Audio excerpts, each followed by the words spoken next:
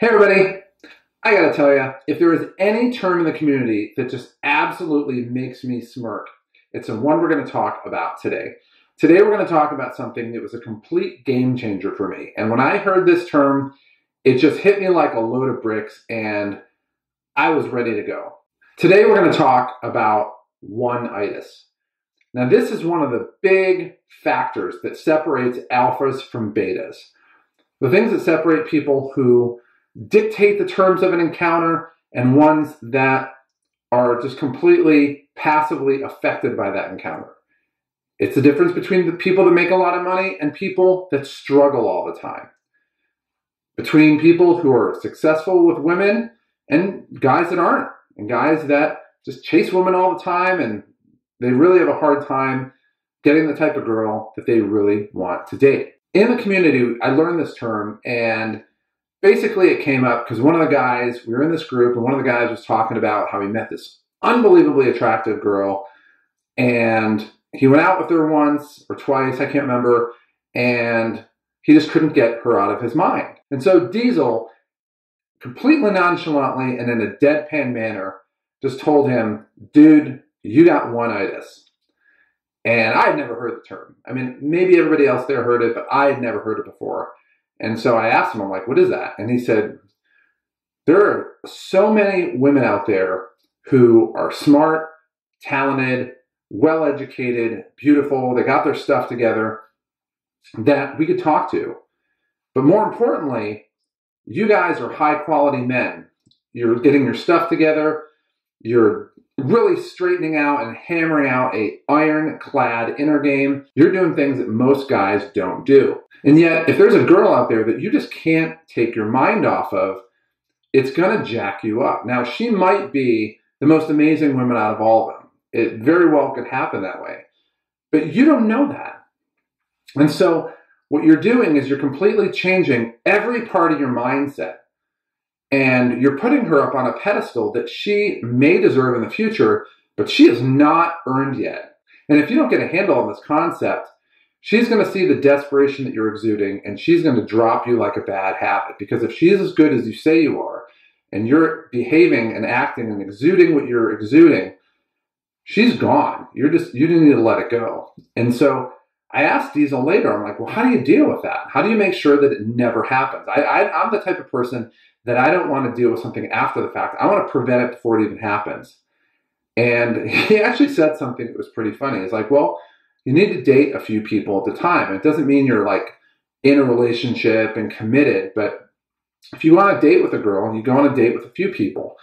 And it's amazing when I started doing that, one of the things that I found out was, man, I could get a girl who's really smart and really funny and really attractive and everything, she just seems amazing, right? And then I go out with somebody else and they're just equally amazing or better or maybe not better. And so I would date maybe 2, 3 people, and there were times that I got up to 5. And I can't do 5, mainly just because of the time frame. Like part of it would stop me from doing 5 was I didn't even have time to do laundry. Like you really have to have a certain amount of time to yourself and do the things you need to do. And dating 5 girls at a time, that was pretty challenging. So my sweet spot was about 2 or 3 at the time. So one of the things that I found is you'd have a ton of fun with and appreciate all the good things about the first girl, and yet you go out with the second girl, and there's things that that second girl has that aren't necessarily better, they're just different. And so you really realize that it's not a matter of like a linear stack ranking where 1 is better than 2, and 2 is better than 3, and 3 is better than 4, but they're just different. And you start to realize that, you know what? There is nobody out there that has earned a pedestal yet. At all. And as you start going out there, it just reinforces the fact that you have a lot of power how you treat people. For me, really the more women that I dated at the time, the more I realized just how amazing all these women were. And so the standard for who in my mind was the best went up and up and up and up. And so at the time, if I'm talking to a girl and it's really clear that she's not in my top 3, like if I'm dating 2 or 3 girls and this girl is not better than any of the three, then I really have no interest in going out with her. And she could be gorgeous, super intelligent, funny, all these different things, but if she's kind of on the outside of the medal stand, then you know what? I just got to move on. And in sales, it's the exact same thing. So we'll get somebody who just seems like the perfect client. They're ready to refer people. They have all these connections. It could be any number of things. And yet, for one reason or another, they just don't sign up. And what most people do is they end up chasing them. And what happens is when you all of a sudden take this mutually balanced relationship and turn it into a one-sided hunt, in a sense, where their entire understanding of the dynamic between you two is that you keep calling them and they don't call you back, they're going to view you as desperate. That lowers your value, and they don't want to talk to you anymore. Now, this is particularly exacerbated when you're not getting a lot of numbers. And boy, if there's anything that I'm sensitive to, I get that. When you haven't seen a sale in a while and you get something that's super close and for whatever reason, that person hasn't signed up, but they just seem like they're ready to sign up. That's what the salespeople train you. Sales trainers tell you to do is they're almost ready. They're ready to sign up. We all know that's a lie. So when you get to a point where it just seems like the next time you talk to them, they're definitely going to sign up, you're just focusing on them and you're obsessing on them. And you're not at all aware that there's people in your periphery that want to buy from you.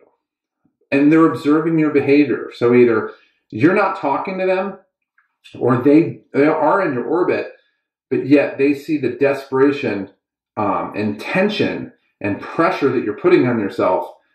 People don't want to be around that. And so you're passively and actively, depending on where you're at, missing out on easy lay down sales because you're absolutely obsessing over this one person that you're giving way too much power to and putting up on a pedestal. When even if they did sign up, you'd realize that putting them on that pedestal was a major mistake. And so realistically, the idea is, it goes back into our lesson on the outcome-based mindset, is you want to be talking to a number of different people, but you want to make sure that your goal isn't just to get the sale. And as you start to do that, you start to build your clientele up. The goal is to replace your lowest value client. So here's your thermometer. If you're noticing that you're giving way too much value to somebody and you're far more excited about talking to them than they are to you, it means you have an infection in your life, an infection called One-Itis. And the number one way to deal with that and to really get rid of it is you need to go talk to everybody else except for that person. And you'll start to realize that the person you're talking to isn't worthy of the pedestal that you've given them.